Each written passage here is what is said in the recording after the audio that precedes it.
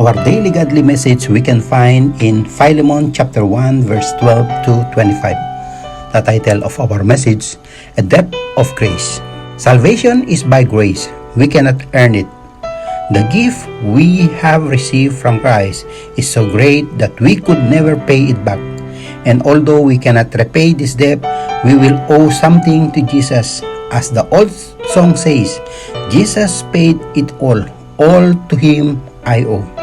As we close our study of Paul's letter from prison, we are reminded of all that we owe to Jesus.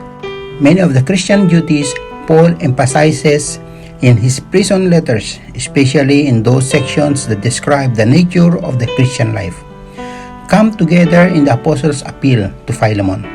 Philemon owes a debt of gratitude to Paul. Onesimus, who had broken the law by running away, owes it to Philemon to return to him, but in a humble spirit.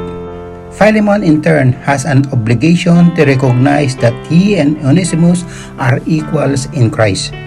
Now that he belongs to Christ, Onesimus is no longer as a slave, but better than a slave. He should be even dearer to Philemon than he is to Paul, as fellow man and as a brother in the Lord. Paul's request calls for sacrifice on both parts. Onesimus sacrifices his pride by returning to his old master. Philemon will lose a servant if he sends Onesimus back to Paul. Commentators are divided on whether Paul expects Philemon to free Onesimus. Elsewhere, however, Paul warned Christians not to become enslaved and urged those who already are enslaved to obtain their freedom if possible. Paul tells Philemon to charge any wrong that Onesimus has done or debt he has incurred to Paul's account.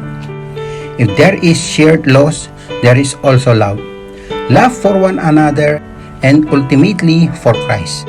As we conclude these studies of Paul's letters from prison, what are your takeaways? What have you learned about the Christian life? How has Paul encouraged you to become more faithful to Jesus? God bless you and keep listening to Daily Godly Message. Please don't forget to share. Thank you.